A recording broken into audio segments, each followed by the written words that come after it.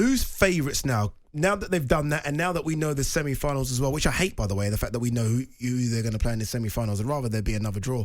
But who, considering that draw, okay, who on the Atletico Madrid, Dortmund, Paris Saint-Germain, Barcelona side is getting to the final? Well, that's what makes that side fascinating, because I think that's quite hard.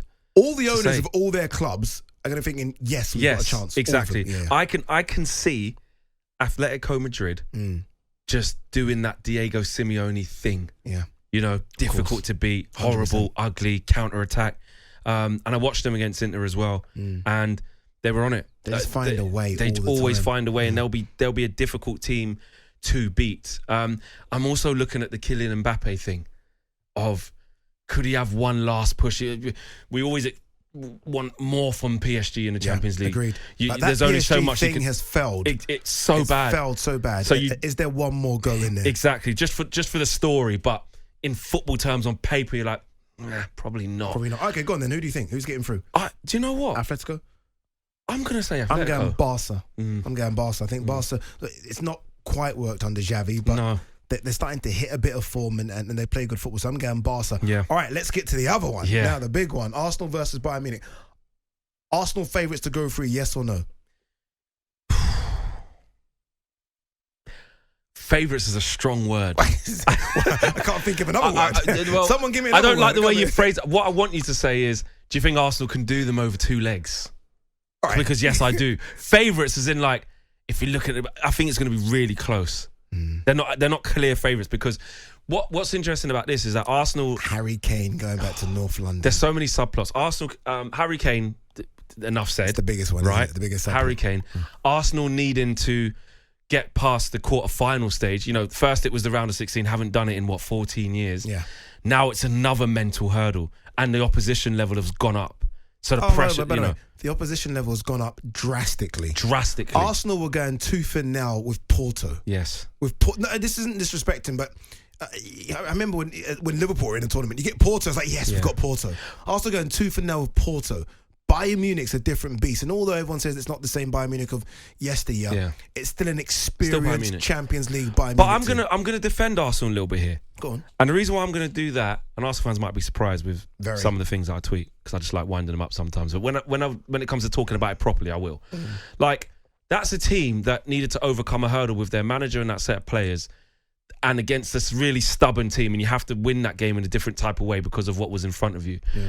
I think the teams that Arsenal would potentially have to play now, definitely in Bayern Munich are going to come at them. They've got attacking players. Yeah. Now, yes, it will be difficult for Arsenal, but also it will allow Arsenal to play the game that they're more synonymous with.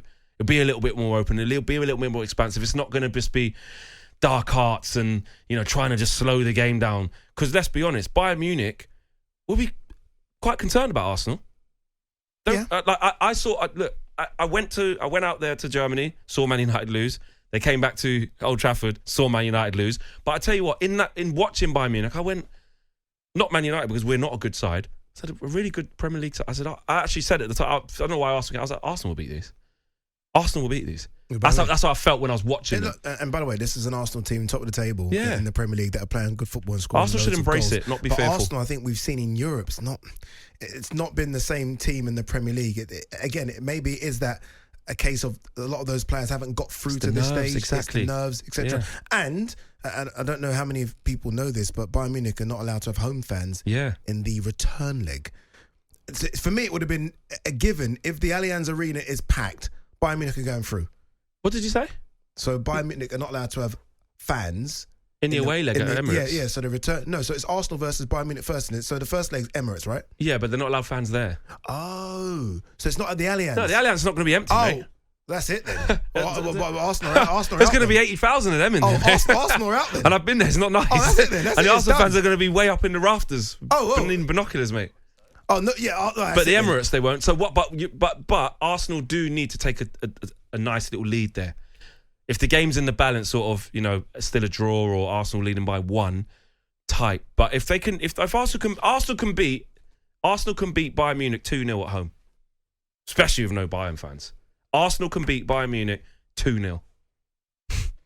I don't know where this confidence comes from for Arsenal in Europe.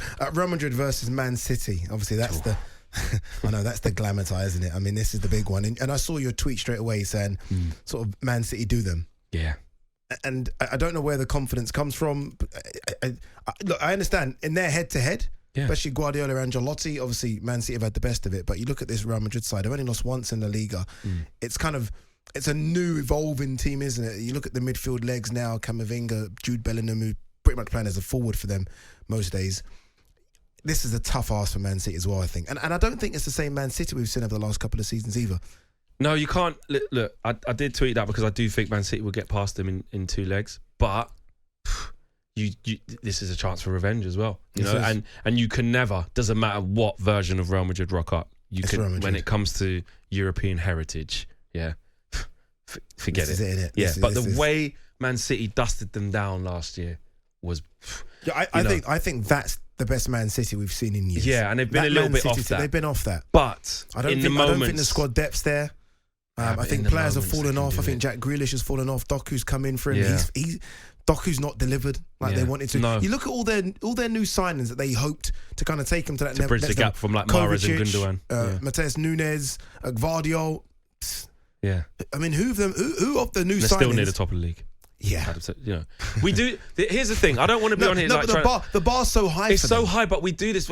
There was a little bit between us when the season, obviously, when Rodri got injured, suspended, injured.